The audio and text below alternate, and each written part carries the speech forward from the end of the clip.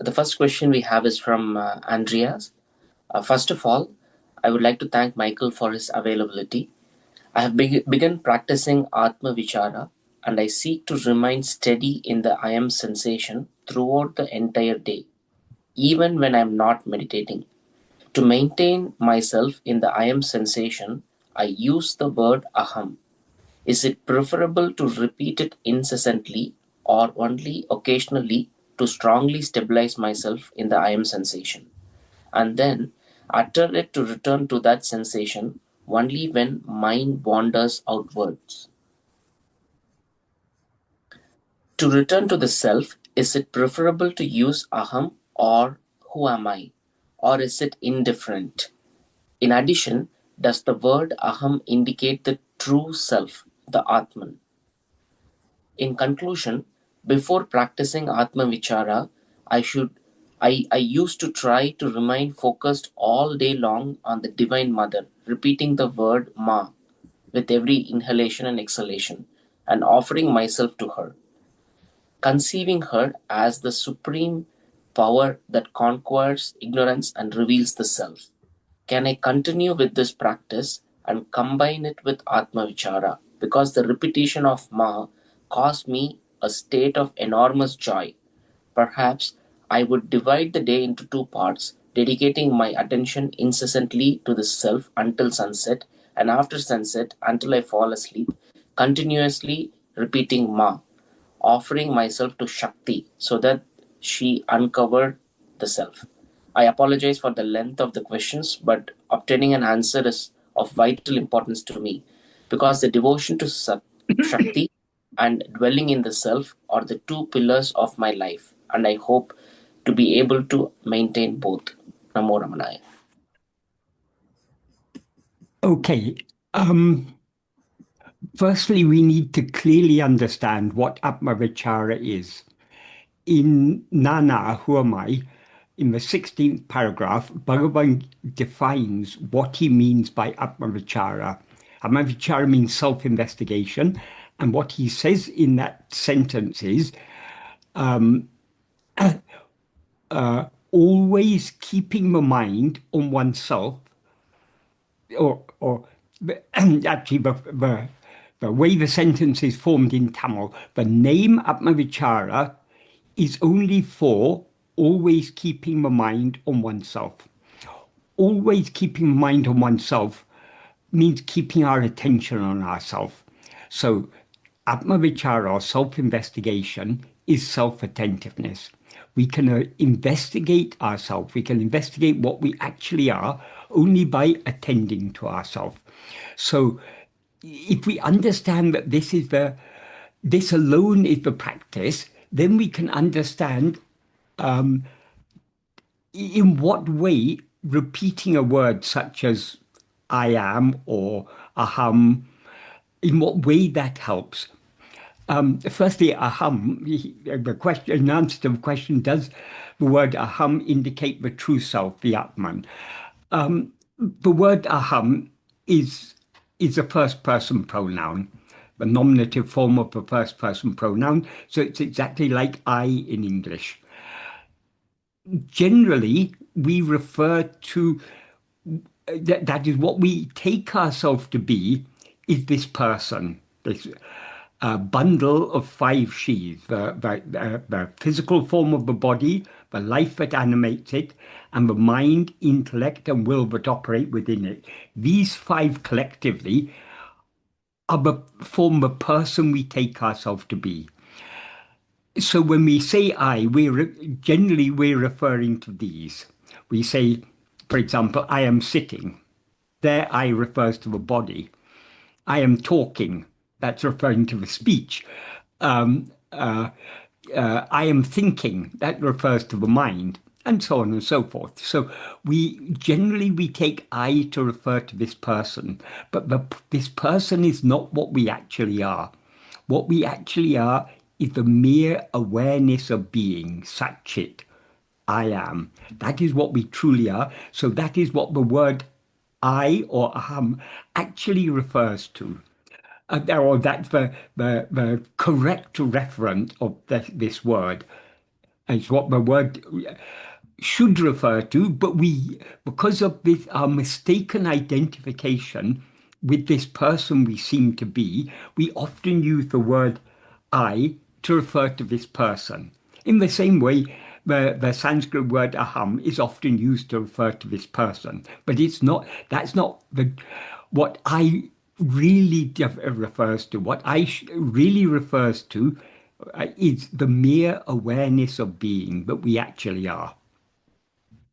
So our aim is to keep our attention fixed on this awareness of being, this,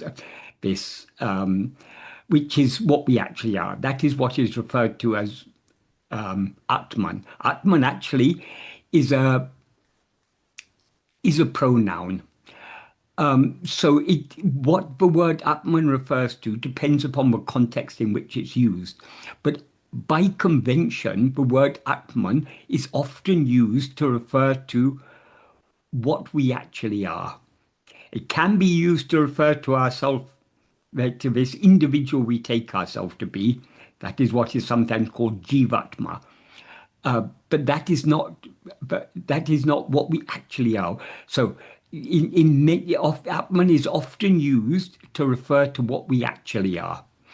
It means the same as self in English, but just like in English, we generally talk about myself, yourself, himself, herself, itself. It's a pronoun. In the same way, Atman is a pronoun, but by convention, it often refers to ourself as we actually are, what we actually are. And so it is this, it's what we actually are, but we're trying to attend to. That is this mere awareness of being. This awareness of being is what is called Sat Chit. That is, Sat is pure being, Chit is pure awareness. So Sat Chit is that awareness that is itself pure being. And that is what we actually are. So that's what we're trying to attend to. We are always clearly aware of our own being. So attending to ourselves is not difficult, but people often have difficulty in understanding what exactly we have to attend to when we are told to attend to ourselves, because we are so used to attending to objects. When we're asked to attend to the subject or to the reality of the subject, it's for many people it's difficult to grasp what is meant.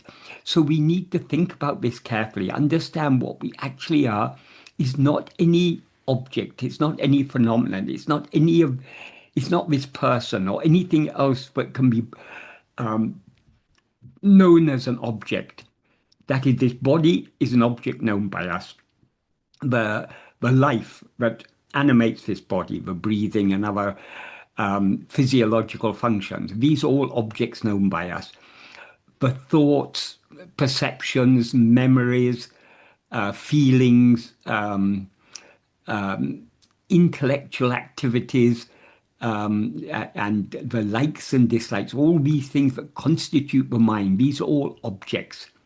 But we are not any of these objects, we are the subject. So our aim is to attend to ourselves as the subject. That is what Atma-vichara is, just attending to ourselves, to this mere awareness I am, which is our very being. I am is not a sensation, it is not a feeling. Because if we refer to it as a sensation or as a feeling, that implies something other than ourselves. That is, I is not a feeling, but the feeler. It is not a sensation, but what senses. In other words, it's what is aware. So we are just trying to attend to ourselves as the awareness to which all phenomena appear. And as an aid to this, Bhagavan sometimes suggested repeating the word I. The reason he did so is because every word refers to something. If we say, for example, tree, when we hear the word tree, it brings a certain object to our mind. If we hear the word car, it brings a certain object to our mind. Mountain, it brings an object to our mind. Or even a word like running, it brings a certain activity to our mind. So words, because all words refer to something, when we hear the word or think of the word, it it draws that thing to our mind, to our attention. So likewise, when we if we repeat, if we mentally say I am or think I am, that can help us to turn our attention back to ourselves. Because what does this word I refer to? It refers to me, to this, to what I essentially am.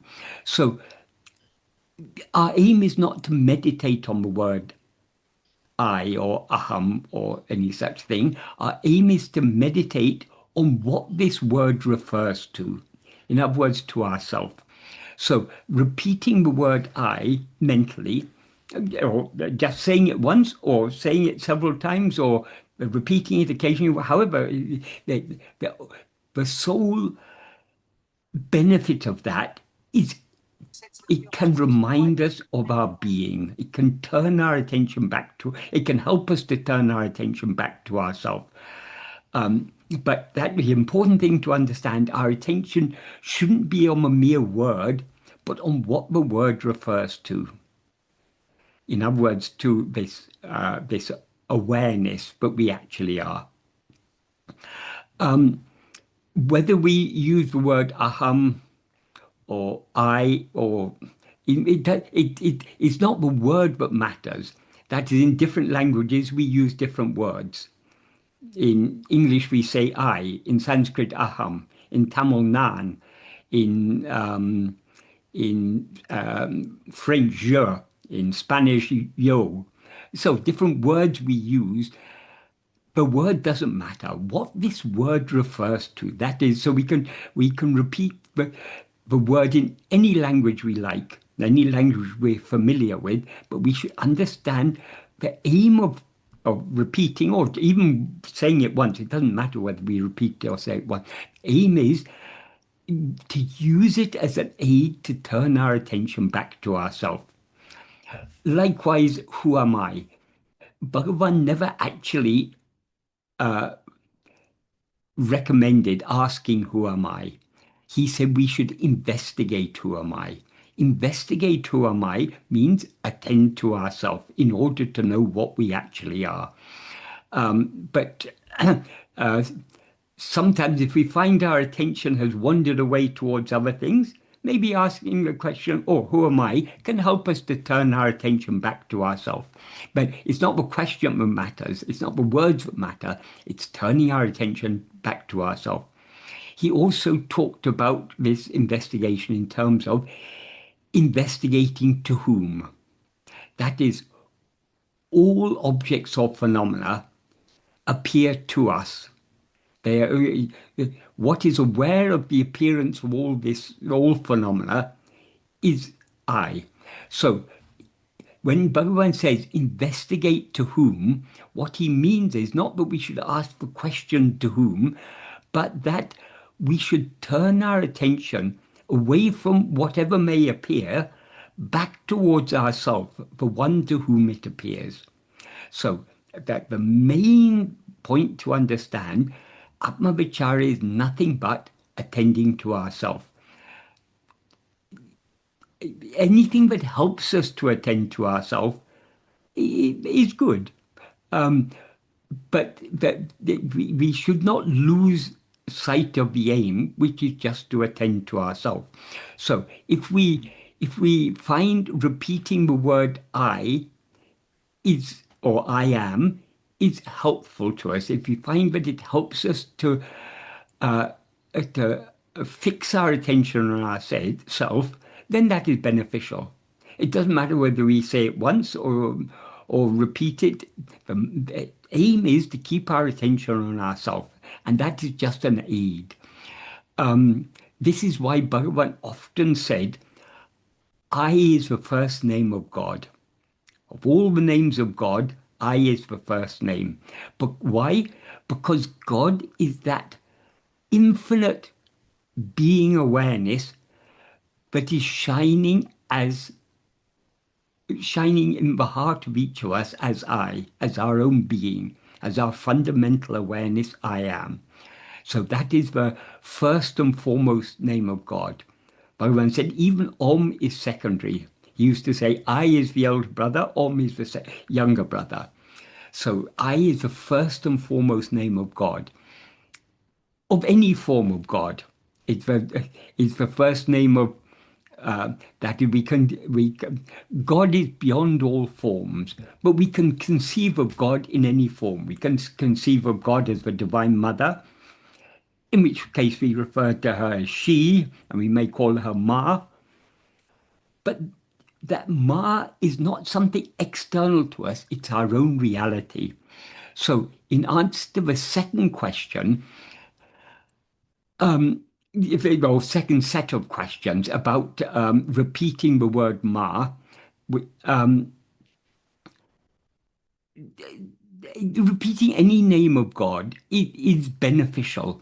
But what is most beneficial is if we repeat that name, understanding that the God that name refers to, or God or goddess, I mean, God is beyond gender, so it doesn't matter whether we refer to it as he or she or it, because what God actually is I. So if we want to meditate on the Divine Mother, rather than taking the Divine Mother to be something other than ourself, best is to take the Divine Mother to be ourself. As Bhagavan says in Upadesha Undya, verse 8, he says, Anya bhavatin avanahamahum ananya bhavame undipara. What that means is, Anya bhava, Anya means what is other.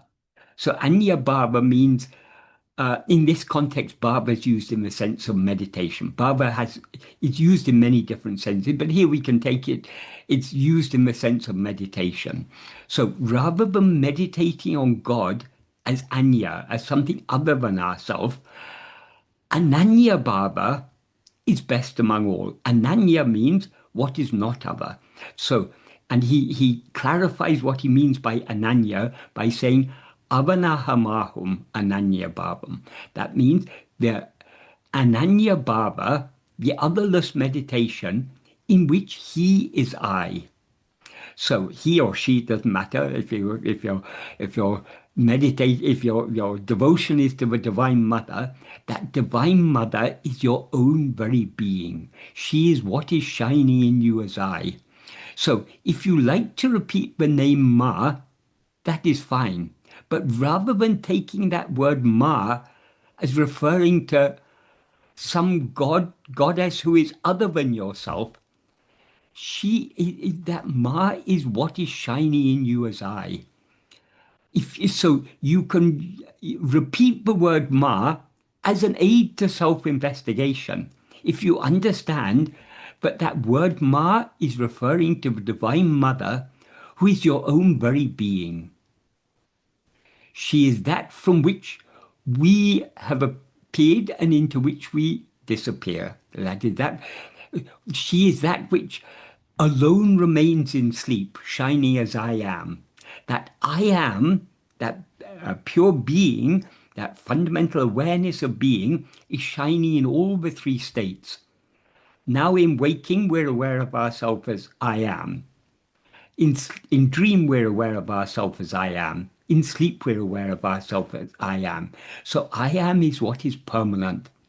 That is the Divine Mother. That is the Divine Father. That is God. That is Brahman. That is Shiva. That is Shakti. That is whatever we want to call it. Any name or form of God refers to that. In Gita, Krishna says, aham Atma Gudakesha. I am Atma. Gudakesha is a name of Arjuna. So he tells Arjuna, I am Atma in the heart of each and every living being. I am the beginning, the middle, and the end of all living beings. So God is not something other than ourself. He is our very self. When he says aham Atma, he's saying, but what he actually is the self of each one of us. We are not something separate from him. He is our very being. Because we identify ourselves as a person, because we're aware of ourselves as I am Andrea, I am Michael, I am Tiru, whatever it is, we we we we seem to have separated ourselves from God. Because God is infinite, this person we take ourselves to be is finite. But no finite thing can be other than the infinite. Because the infinite has to be all inclusive. If there were anything other than the infinite, then the infinite would be limited and therefore not infinite. So that the Divine Mother to whom you have devotion, she is that infinite being that is your very reality, your own very being.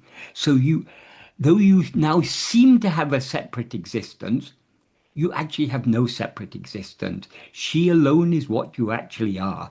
So if you repeat her name, you should repeat her name. Well, the best way, to get the greatest benefit from repeating her name, you should repeat her name, obviously with love, but also with the understanding that she is what is shining in you as I. So then repeating her name doesn't become an alternative to Atma-vichara, it becomes a support for Atma-vichara. Provided you remember that the Ma to whom you're devoted is your own self, your very being. I am. Is that a clear and helpful answer? Thank you. It's perfectly clear. Okay, good, good. Thank you. But the main thing to understand, as I say, as far as Atma-vichara is concerned, the main thing is keeping our attention on ourselves.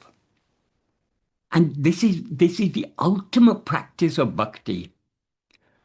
Because so long as we take God to be something other than ourselves, our love is divided between our love for ourselves and our love for God. So any love for God as another is a less than perfect. It's a partial love. If we want to have purna bhakti, full, whole, complete bhakti, we must love God as ourself, recognizing, understanding that God is our own very being. Then our love is not split between ourself and God. We can focus all our love on God. But the love that we now have for this person we take ourselves to be is then diverted to God, knowing that God is our own very being. So this is the self-attentiveness is the ultimate bhakti. Adi Shankara said that in Viveka Chudamani, but the bhakti is swaswarupa anusantana. That means uh, investigating or attending to one's own very self. That is bhakti. And Bhagavan has written a verse in which he says, Anmanasantanam aktu paramisa bhakti. That is the supreme devotion to God is Atma-vichara. Because God is what shines in us as I. Thank you. All right. The next question is from Praful. I have a query regarding agamya karma. In the present moment, can a person perform actions in the manifested world that are not already determined by prarabdha? Or is it their only freedom, the choice to get carried away by Vishaya vasanas instead of abiding in the self? In other words, within Agamya Karma, does one have the internal choice between identifying with the self versus the ego?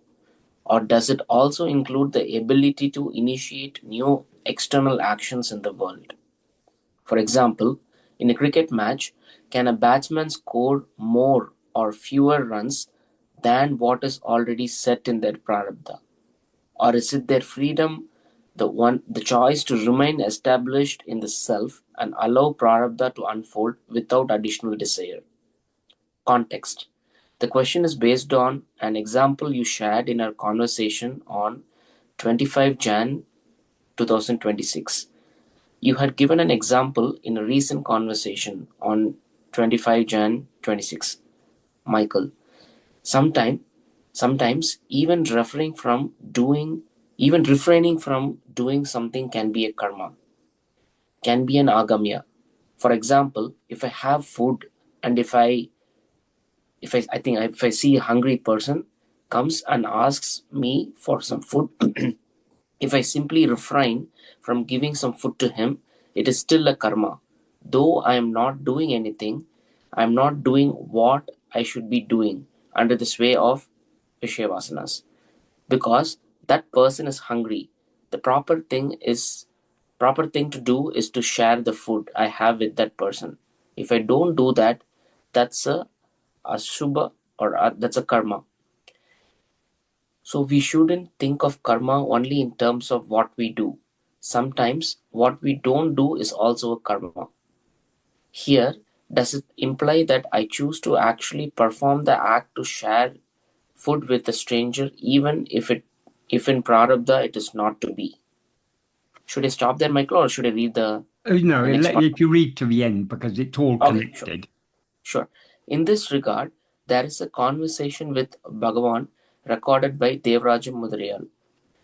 One summer afternoon, I was sitting opposite Sri Bhagavan in the old hall with a fan in my hand and said to him, I can understand that the events, outstanding event in a man's life, such as his country, nationality, family, career or profession, marriage, death, etc., are all predestined by his karma. But can it be that all the details of his life, down to the minutest, have already been determined? Now, for instance, I put this fan that is in my hand down on the floor here. Can it be that it was already decided that on such and such day, at such and such hour, I would move the fan like this and put it down here? Bhagavan replied, Certainly. He continued, Whatever this body is to do and whatever experiences it is to pass through was already decided when it came into existence. Thereupon, I naturally exclaim, What becomes then of man's freedom and responsibility for his actions?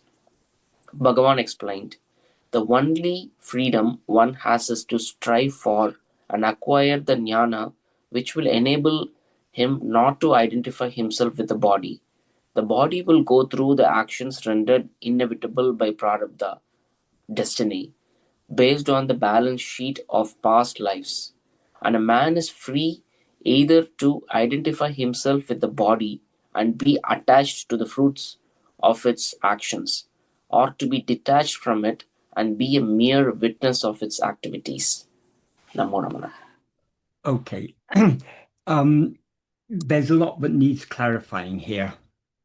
Um, we need to understand the law of karma as taught in Vedanta generally, and as clarified by Bhagavan. It is said there are three karmas, but actually of those three karmas, only one of them is actually a karma. The other two are the fruit of karmas. The fruit means the result of karma. So the actual karma, the actual action is a gamya. And as I explained in that, it seems last month, I said something that uh, not only doing, sometimes even not doing something can also be a karma.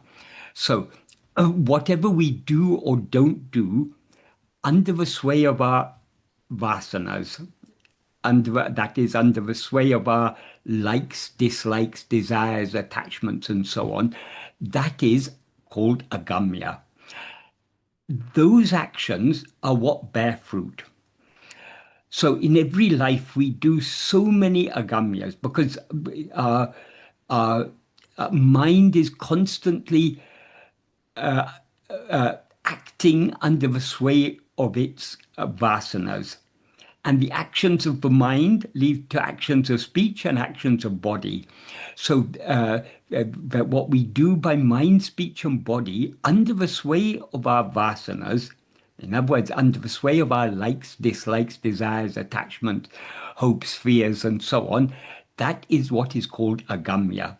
Those actions are what bear fruit. The fruit of action, once we've done an action, the fruit is out of our hands. The fruit is then in the hands of God. So the fruit of our past actions, but we haven't yet experienced, are stored in what is called sanchita. That is the second of the three karmas. But sanchita is not actually, I'd say, it's not actually a karma. It's a collection of all the fruits of past karmas that we haven't yet experienced. As a general rule, because we have so many, we've got such strong likes, dislikes, desires, attachments, hopes, fears, and so on. In each life, we we do more agamya than we exhaust the fruit of past agamya. So in every life, if we do one lifetime worth of if we experience in each life we experience one lifetime worth of the fruit, but we may accumulate 10 or even 100 times that in fresh fruit. So the sanchita is a huge pile. It's an ever-growing pile. So we're never going to exhaust all the fruit in our sanchita. That would take countless births, and in those births we'd be doing more actions, and so it can. People think you have to exhaust all your karma. That will never happen. That is not how we attain liberation. We attain liberation. Okay, I'll continue explaining and then I'll come back to this. So the sanctuary is a huge pile. From that pile, God selects which fruit will be most beneficial for us to experience in this lifetime. So the fruit that are allotted for us to experience in our lifetime, in each life, is what is called prarabdha, which means fate or destiny. So that is what we are going to experience. So, and God selects the fruit. People often think of karma as a system of reward and punishment. But God's aim is not to reward us or to punish us. God's aim is God has one aim and one aim alone. That is for us to be happy. And true happiness, we can experience true happiness only when ego is annihilated. Because our real nature is infinite happiness. As this finite ego, we cannot experience infinite happiness. So as ego, we are always dissatisfied. We always feel some lack. We're always trying to fill some hole, something that is lacking in us. But actually nothing is lacking in us. We are the infinite fullness of perfect happiness. But because we've limited ourselves, we seem to have separated ourselves from that infinite happiness that we actually are. So nothing short of infinite happiness can satisfy us. That is why the very nature of ego is to be always dissatisfied. And that dissatisfaction is what is called dukkha. Sometimes dukkha is translated as suffering, misery. Yes, it's all of that. The most basic meaning of dukkha is dissatisfaction. This is the very nature of ego. As ego, we are always dissatisfied. Whatever we achieve, we can see for example, generally people want money because if you've got money, it seems to make your life more comfortable. But we see people who amass huge fortunes. Nowadays, there are people who have hundreds of millions of dollars. Yes, some who now have almost $500 million, 500, um, half $1 trillion, $500 billion. It's astronomical wealth. But they're still not satisfied. They still want more. They still want more of some. They want more money. They want more power. They want more of this. So desire can never be satisfied. So we will always be dissatisfied so long as we rise as ego. So God wants, because God is our own very self, what he or she wants for us is nothing other than that we should experience the infinite happiness that we actually are. So the whole purpose of that is the reason why God selects for, I mean, he selects those fruit that will be most conducive to our spiritual development. Because our spiritual development means the purification of our mind. The impurities in our mind are the Vishaya vasanas, which are the seeds of likes, dislikes, desires, and attachments. So these are the impurities.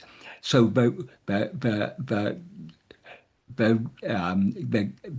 reduction in the power of Vishaya vasanas is what is called purification of mind.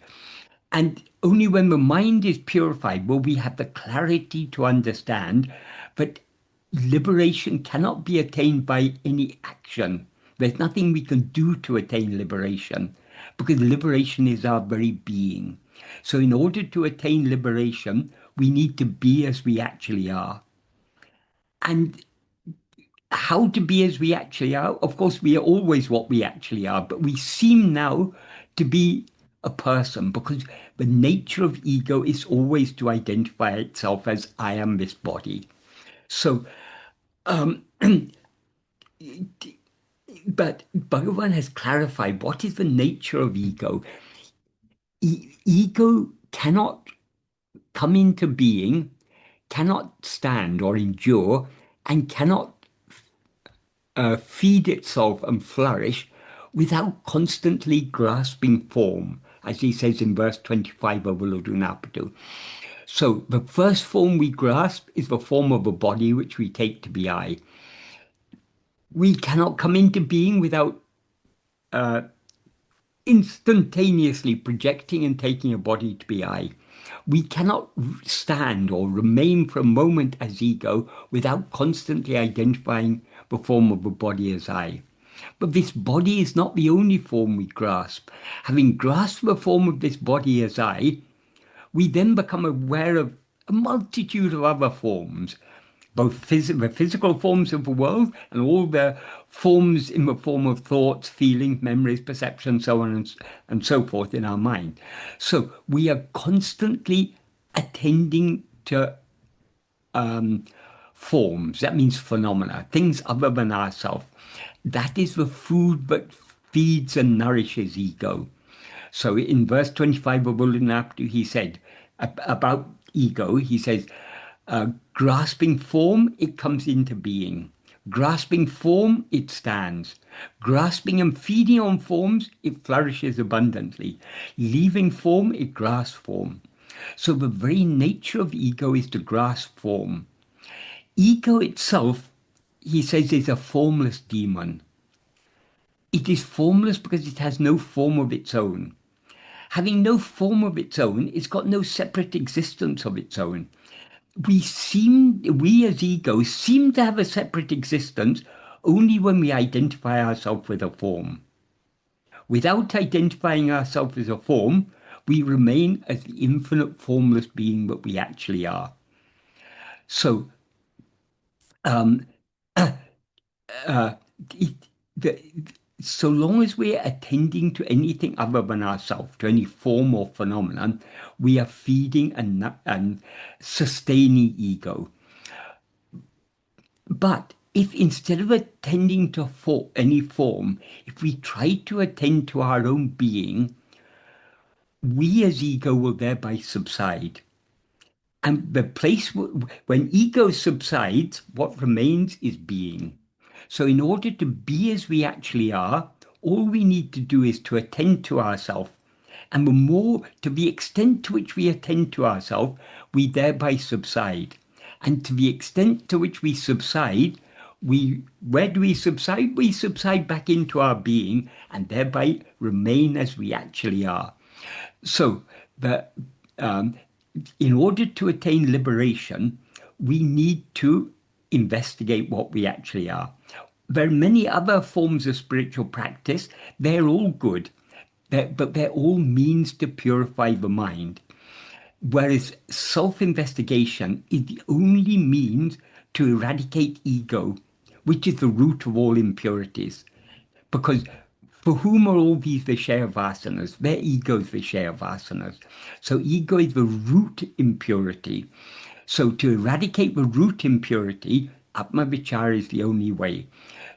But we will not be attracted to this path of Atma-vichara until our mind has been purified to a considerable extent.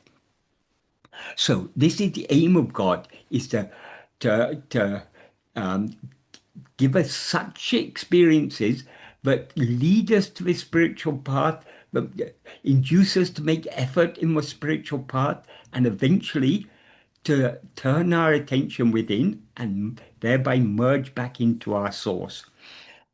This is the only way to overcome all karmas. As I said earlier, we can never exhaust all our past karmas. It will never, never happen. But as Bhagavan says in verse 38 of Uludu Napadu, he says very nicely, he says, Vinay mudal nam ayin, vile payan tuipom. If we are the doer of action, we will experience the resulting fruit.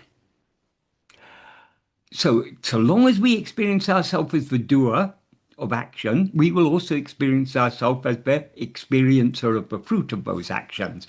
So this is inevitable. So how to get rid of it, how to go beyond this? He says, investigating who is the doer of action when one knows oneself.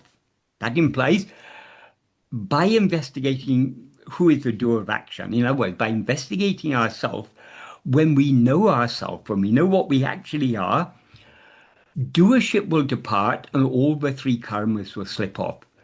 Doership is the very nature of ego, because what actually does actions are the three instruments of action: body, speech, and mind. But as ego, because we identify ourselves with all these things, our experience is I am doing, I am sitting, I am standing, I'm walking, I'm running. So we identify with the actions of the body. I'm speaking, I'm talking. We identify with the actions of the speech. I'm thinking, I'm considering, uh, I I see this, I hear that, I like this, I dislike that. All these actions of the mind we identify as I am doing. So doership is the very nature of ego. And along with doership goes experiencership. Bhaktrutva and Kartrutva are the two sides of the same coin, and the coin is ego. As ego, we always experience ourselves as the doer of actions and the experiencer of the fruit. That's why Bhagavan says in the first sentence, he doesn't say we are the doer of action. He says if we are the doer of action, we will experience the resulting fruit. So long as we rise as ego, we experience ourselves as the doer of action. But if we investigate what we actually are, and thereby know what we actually are, ego will thereby be annihilated, because ego is a false awareness of ourself. As ego, we're always aware of ourselves as I am this body. That is not what we actually are. So when we know ourselves as we actually are, the false awareness called ego will be annihilated. In the absence of ego, there's no doership and no experiencership. And without doership and experiencership, none of the three karmas will remain. The three karmas are agamya, sanchita, and prarabdha. So these all slip off, as Bhagavan says. In other words, they all cease to exist. And then he ends this verse saying, Nittama mukti nilay. That means the state of liberation which is eternal. That implies the state in which the ego is annihilated along with its doership and experiencership, and therefore all the three karmas have ceased to exist. This is the state of liberation which is eternal. That nittamam, which is eternal, is very significant. Liberation is not some is when we attain liberation, it will not be a new state that we have attained. When we are liberated, we will clearly recognize there was never any such thing as bondage. That is, bondage is the nature of ego. In verse 24 of Ulunablu, Bhagavan said, bondage itself is ego. There's no such thing as bondage other than ego. So long as we rise as ego, we seem to be bound in so many ways. We're bound to the limitations of the body and so on and so forth. To be free of this, we need to annihilate ego. When ego is annihilated, it will be clear what we actually are. It's ever free. So we are eternally liberated. So this is how we get how we go beyond the fruit of actions. Coming back to the question now,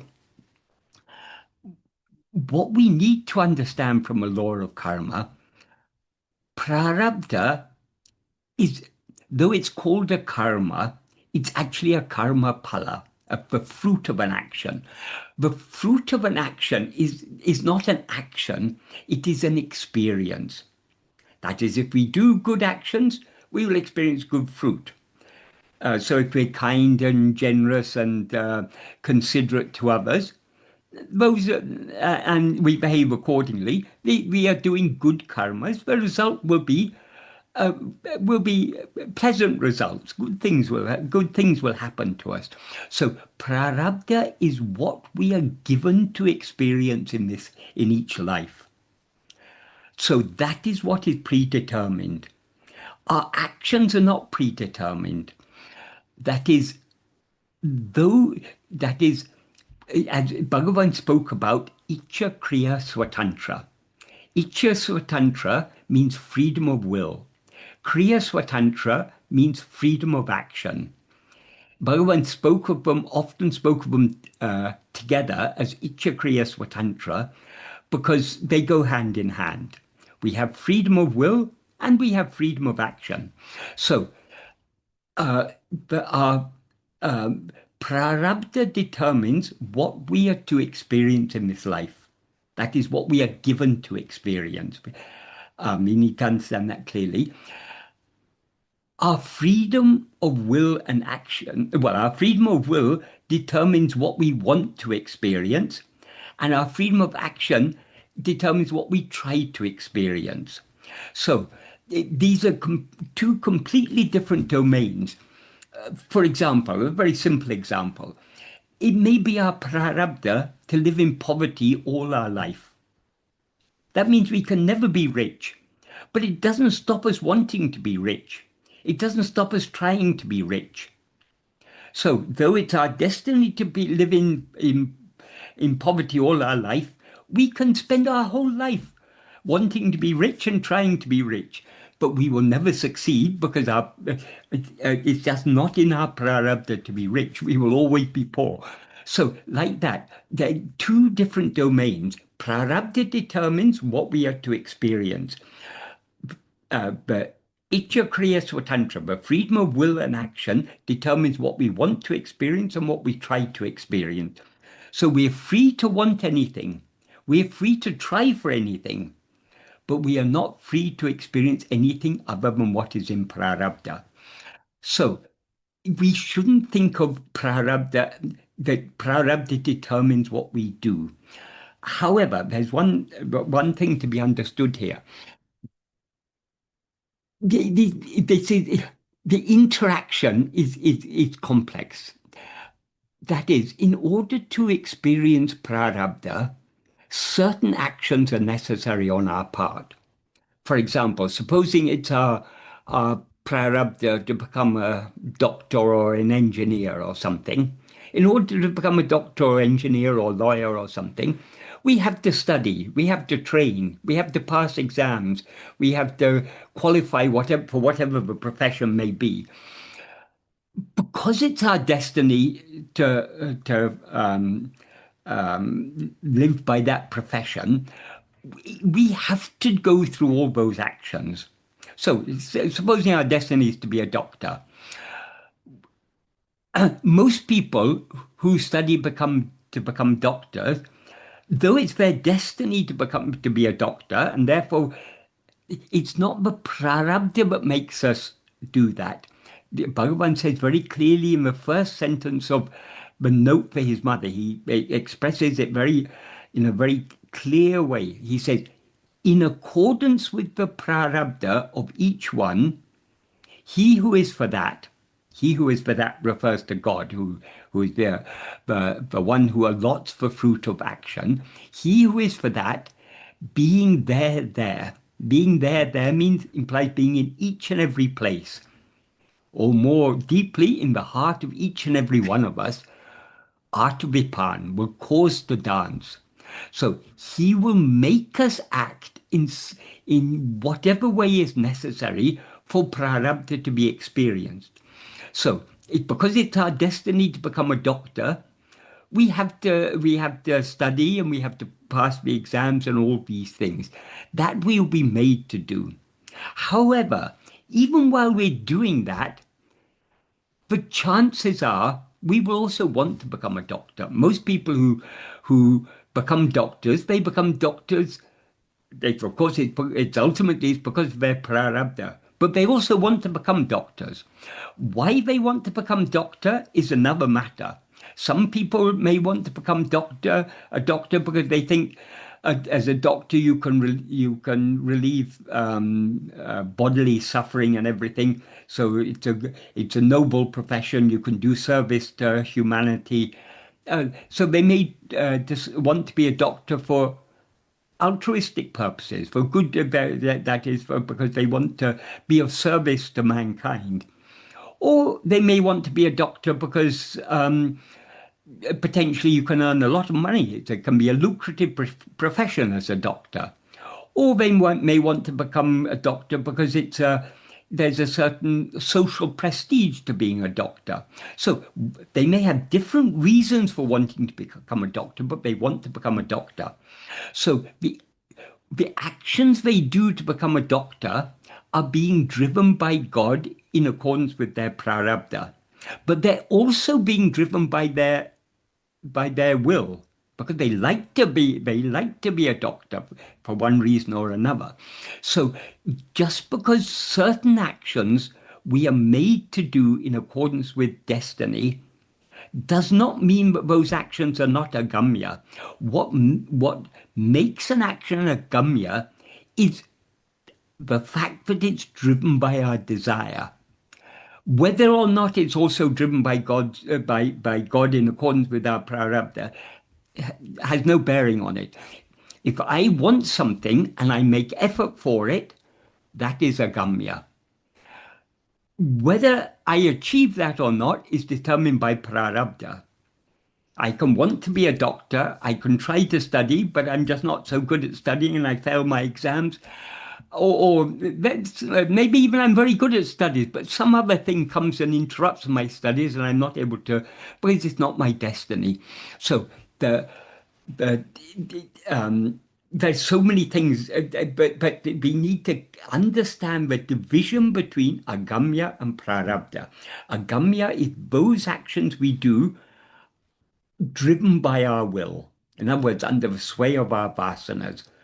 Whether or not those actions are also actions that we're made to do by God is irrelevant. To the extent to which we do any action under the sway of our vasanas, that action is an agamya.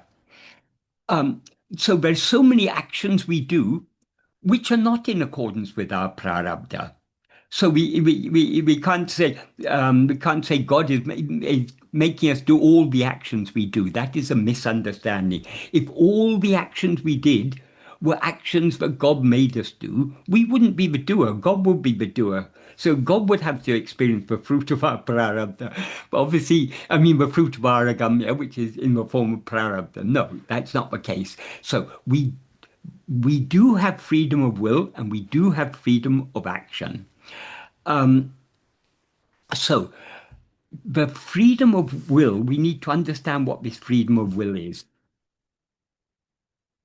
Whatever our real nature as Brahman, we have infinite freedom because there's nothing other than ourself to limit our freedom. But when we rise as ego, our infinite freedom is thereby limited. That is, as ego, we only have limited freedom. So in what way is our freedom of will limited? Our freedom of will, there's no external constraint on our will. We're free to want whatever we want to want. But our will is shaped by our vasanas. Vasanas are the seeds of our likes, dislikes, and so on. These vasanas are inclinations that we have cultivated in the past. So our present will is constrained to some extent by our vasanas. We can change our vasanas. For example, if you have an example, suppose a person is a smoker. They've been smoking for many years, but then they come to know that smoking is bad for their health. If they continue smoking, they're likely to become sick and to die early and everything. So they also have an inclination to live, to be healthy. So because they know that when they come to know that smoking is unhealthy for them, then they've got two conflicting inclinations. They've got an inclination to smoke because that's what they've been doing. They've got a strong vasana in that direction, but they've also got a vasana to live a healthy and long life.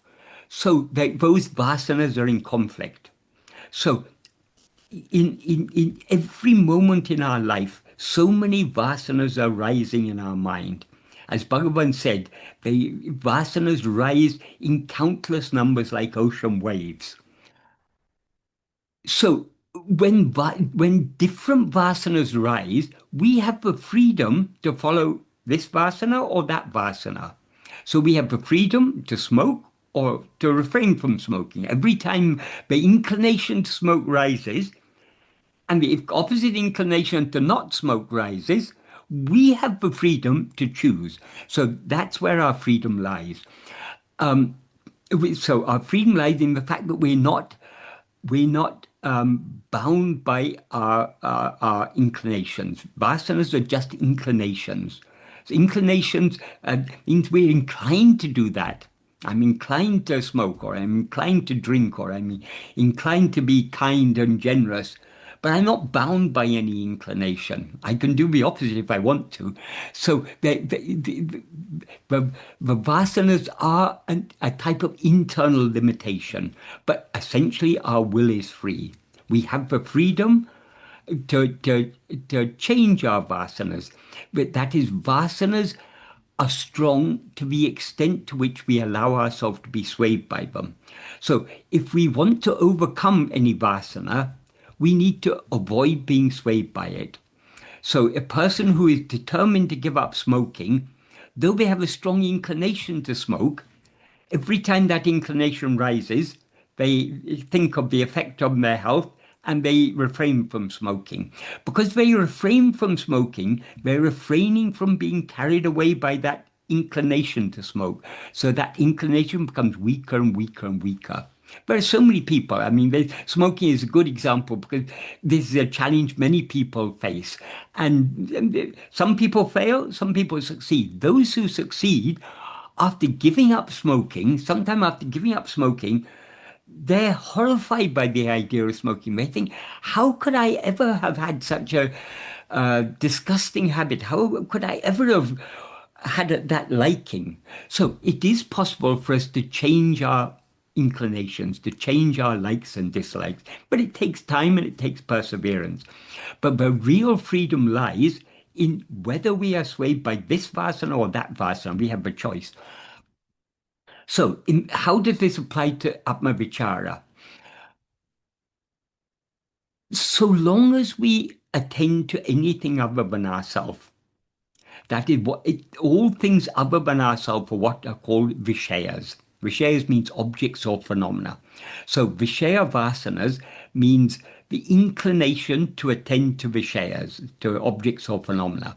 Or if you go into it a little deeper, the inclination to seek happiness or to seek satisfaction in Vishayas.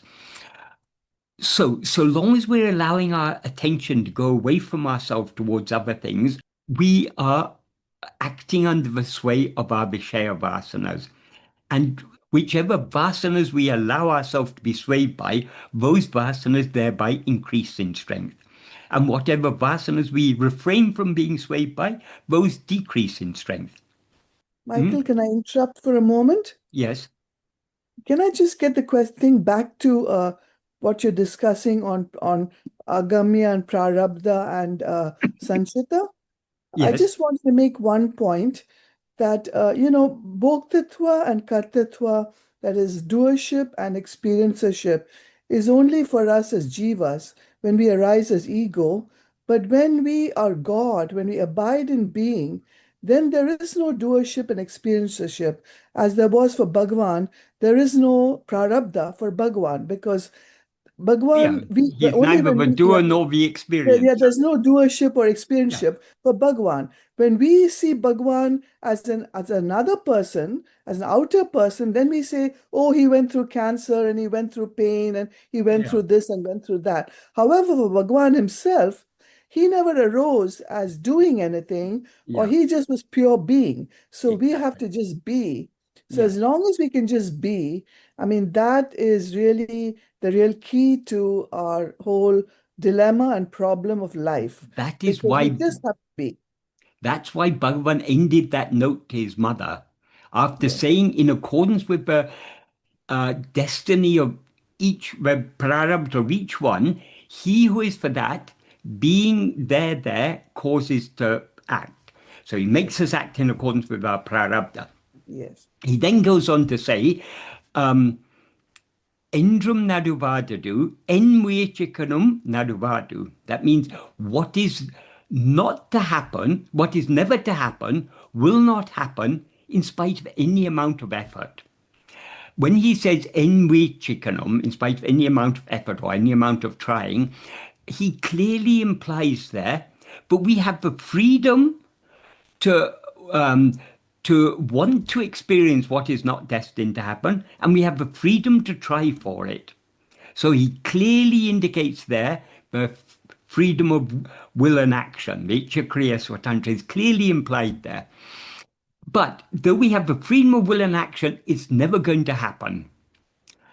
So that which is never to happen will not happen in spite of any amount of effort. And the opposite is also true. In the next sentence, he says, Nadapadu entaresenum niladu. What is to happen will not stop in spite of any amount of obstruction. So we can want to avoid what is destined to happen. We can try to avoid it, but we cannot avoid it. And then he says, Iduve tinnam. This is certain. So there he's very clear, only what is destined to happen will happen. But we have the freedom to want otherwise and to try otherwise. We have that freedom, but we're not going to change what is destined to happen. This is actually, if we understand this correctly, this is a, this is this, this that is accepting this law of karma as taught by Bhagavan, which is as it's taught generally in Vedanta, but Bhagavan teaches it particularly clearly, is a great relief, because we will then understand whatever we do, we cannot achieve anything in this life that we're not destined to achieve.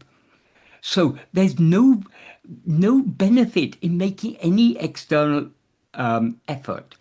That is what we're destined to, what we need to do in accordance with our destiny, that will be made to do. There's no benefit in being concerned about these things. Everything is going to happen as it's destined to happen. So we shouldn't concern ourselves about this. That's why he ends, after saying iduve tinam, this is certain, then he ends that by saying ahalin monomai irake nandru. Therefore, being silent, or silently being, is good. What does he mean by silently being? Does he mean that we should sit like a rock and not do anything? Obviously not, because we all have a certain destiny has already been charted out for us, and we will be made to act in accordance with that.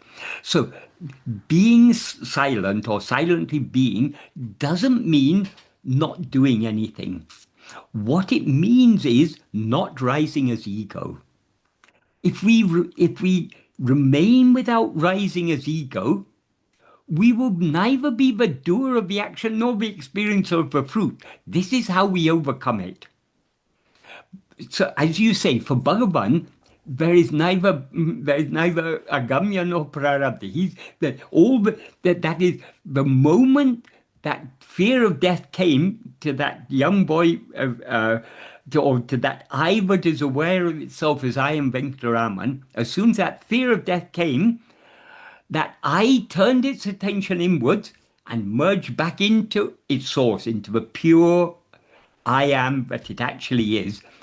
That was an end. All the doership, the experiencership came to an end, and therefore all the three karmas ceased. But in our view, Bhagavan still seems to be a person. So it seems to us that he has, Bhagavan had an extraordinary life, but still, sometimes he seemed to, for example, he got angry sometimes when the occasion demanded. So if we view him through the colored glasses of our ego, he seemed to have some likes and dislikes. Though very much less likes and dislikes than most people seem to have, but he seemed to have some likes and dislikes. He seemed to be doing actions. He seemed to be experiencing things. He experienced the cancer. He experienced so many things. But as Bhagavan said, all this is only in our view, not in the view. It's only in the view of the ajnani that the jnani seems to be a doer of action and the experiencer of the fruit of action. So for Bhagavan, there was none of the three karmas were there. He's beyond karma. He's pure being. That's what he actually is.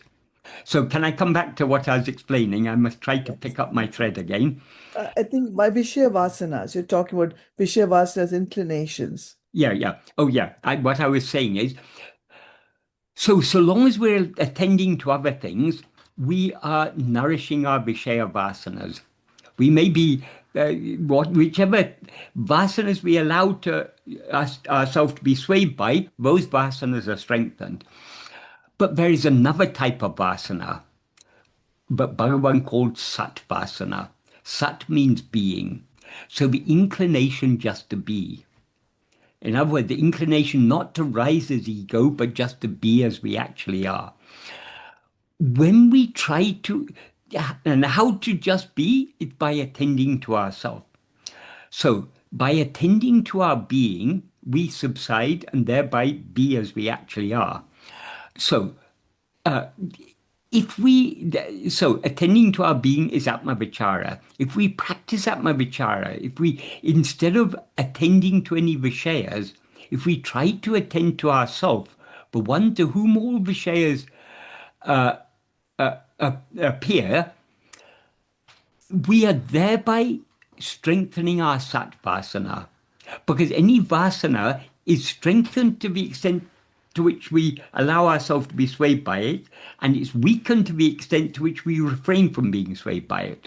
So the more we attend to ourselves, the more we are strengthening the sattvasana, and by attending to ourselves, we're thereby refraining from attending to Vishayas.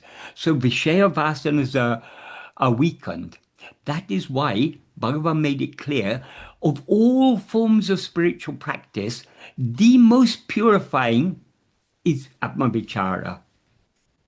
So this is the most purifying of all forms of, that's why he said, of all the, rather than meditating on God as something other than oneself, meditating on God as not other than oneself, with the understanding that he is I, that is anatinam uttamam, that is best among all.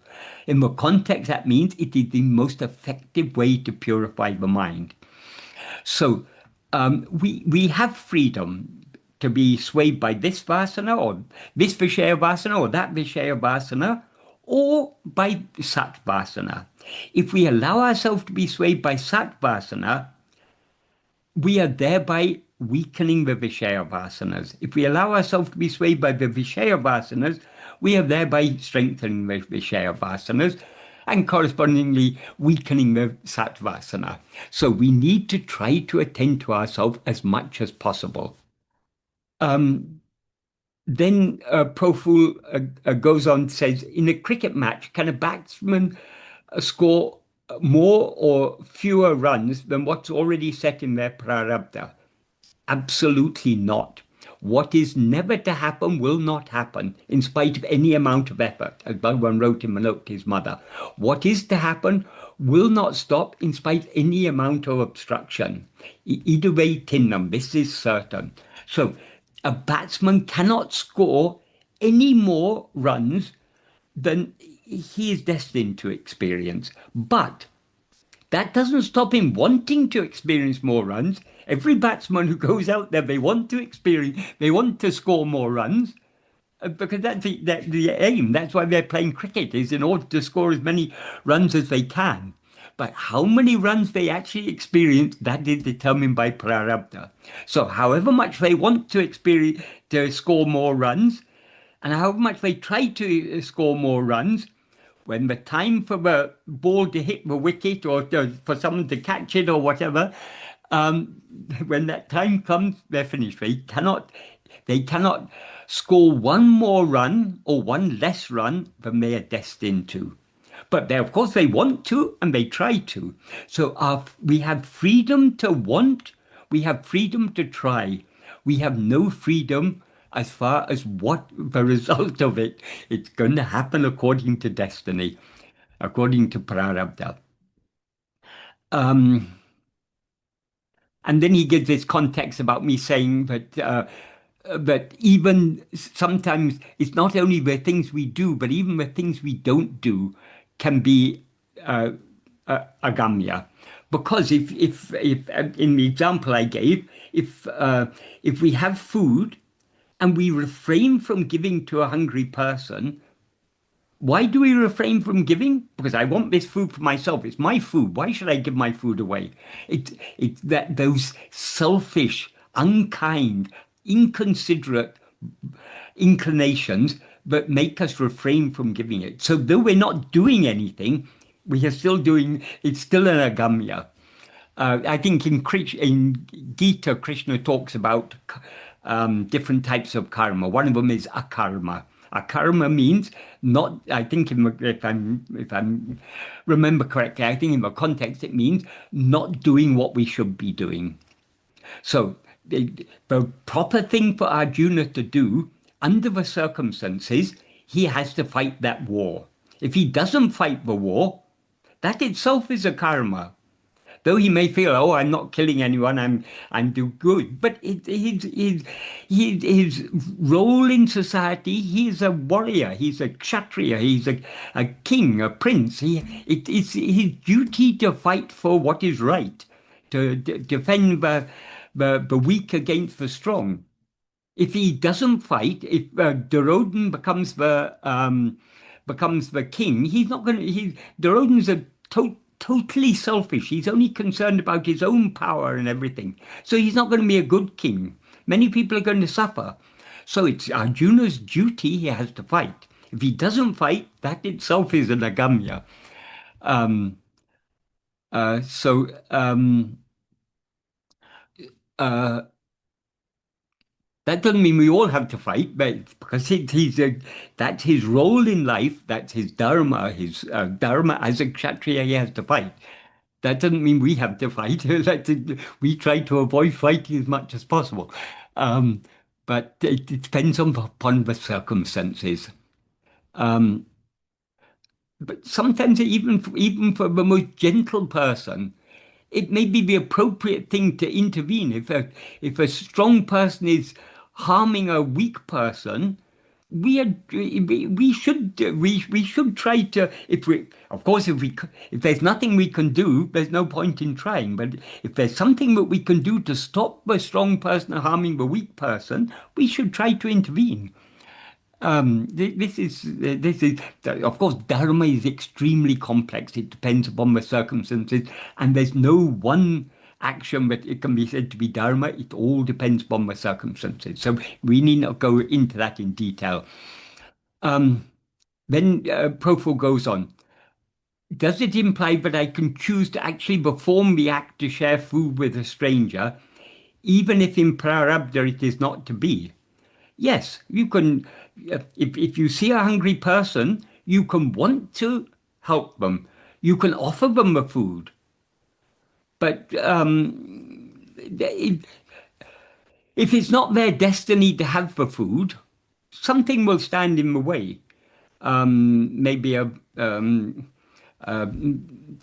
a seagull or something will come and snatch the food out of your hand before you can give it. Something will happen. But the proper thing to do when you see a hungry person is to try to help them, try to give them food.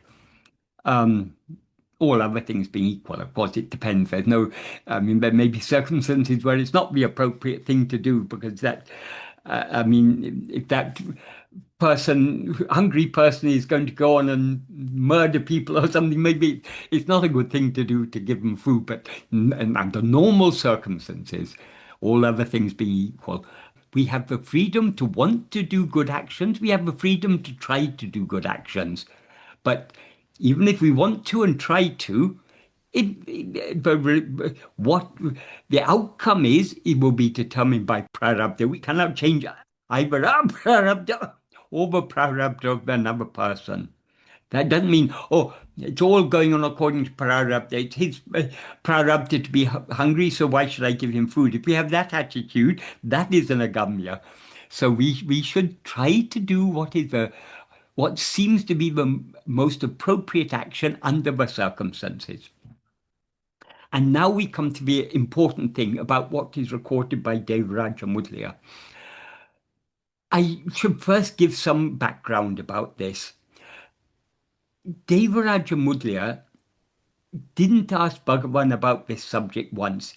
He asked many times. He himself in his books, he's referred to more than one occasion when he asked these things.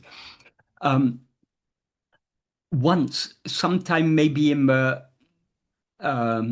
late 1950s or early 1960s, when Devaraja Mudliya was talking to Sadhu Om, there was some talk going on, and Devaraja Mudliya said, one thing I could never understand, Bhagavan said everything happens according to prarabdha, but he also said, but we have, he always insisted, but we have icha kriya swatantra, freedom of will and action. I could never understand how this is, these two can be reconciled. So then Sadhu Om explained to him, as I explained above, but earlier, that the prarabdha determines what we are given to experience. That Icha Kriya Swatantra determines what we want to experience and what we try to experience. So both are perfectly compatible. That is, it's compatible, but whatever happens is predetermined. But at the same time, we have freedom to want other things and to try for other things. So when Sadhu Om explained this, Dev said, yes, that's just how Bhagavan explained it. But every time Bhagavan explained it to me, it was clear to me for a while. I thought I had understood it, but after some time I'd start thinking about it again, and I'd again get confused. And again I would ask Bhagavan. So from this we have to understand Devaraja Mudliya himself admitted that he didn't understand this topic properly. So what he is recorded is colored by his own lack of understanding. So I'm not saying that he deliberately misrecorded, but he understood Bhagavan's reply according to, well, he didn't understand it correctly, because again he would get confused. Again he would ask Bhagavan the same thing. So, for example, this example of lifting a fan and putting it down. When we fan ourselves, we experience a cool breeze. So if you're in South India in hot weather, maybe that was, well, they probably by that time they had electric fans, but electric fans were relatively new in those days, so they didn't always have. So people often use hand fans. Even now, people use hand fans if they want to cool themselves. So if it's hot and you fan yourself, you're at that time you're experiencing some relief from the heat because you're fanning yourself. So that relief you experience is a part of prarabdha. So if it's your prarabdha to experience some relief, you will be made by God to act accordingly. So you'll be made to fan yourself. So in that sense, things are determined. But that doesn't mean that you don't have freedom to sometimes it's so hot, even if you fan yourself, you don't feel much relief because the heat is just so oppressive. Particularly if sometimes in the summer the humidity builds up. And so it's not only hot, but also very humid. So even if you fan yourself, you don't feel much relief. So it's you can want to feel relief from the heat, and you can try to relieve yourself by fanning yourself. You're not going to get much relief because of the high level of humidity. So, but what Bhagavan said was he was not. When he said everything is predetermined, that means everything that we are given to experience is predetermined. So if you're given to experience the cool breeze of a fan, that is predetermined. And if the fan that gives you that cool breeze is a hand fan, in order to experience that, you'll be made by God to act in accordance with that prarabdha. You'll fan yourself. But that doesn't mean that all the actions we do what is destined to do. Because if that were the case, if all actions were actions we were in accordance with prarabdha, then we wouldn't be the doer. So we have freedom of will, and clearly we have freedom of action. That is obvious. I mean, it should be obvious to any of us. And Bhagavan confirms it very clearly when he wrote in that note to his mother, what is never to happen will not happen in spite of any amount of effort or trying. In Vichikanam means however much you try, however much. Why do we try to experience things that no, not destined to happen? Because we want to. So that clearly indicates we have freedom of will and action. So Bhagavan never denied that we have freedom of will and action.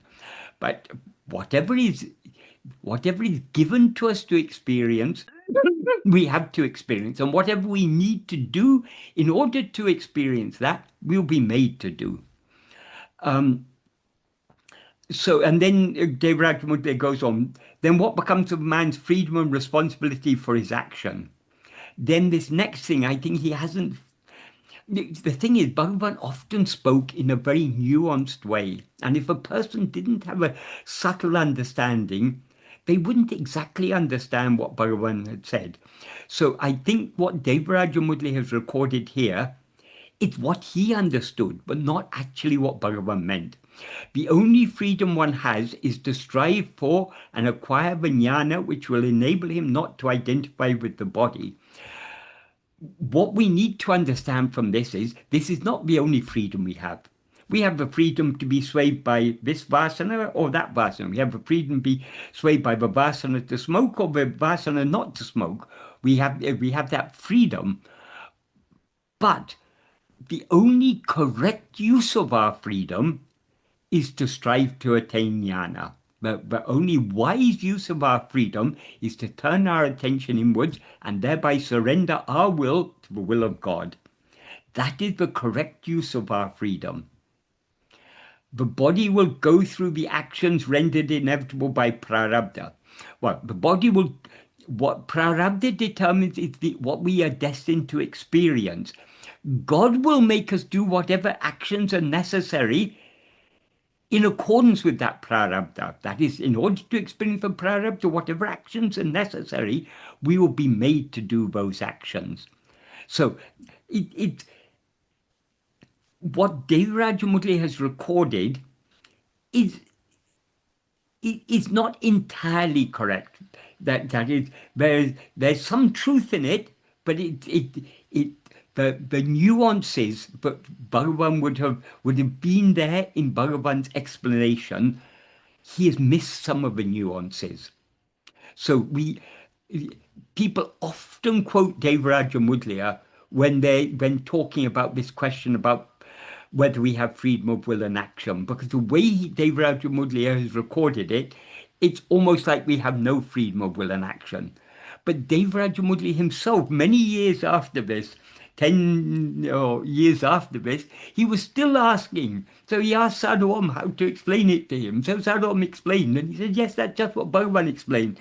But when it's clear to me when it's explained to me, but then I become confused again. So we can't always rely on what people have recorded.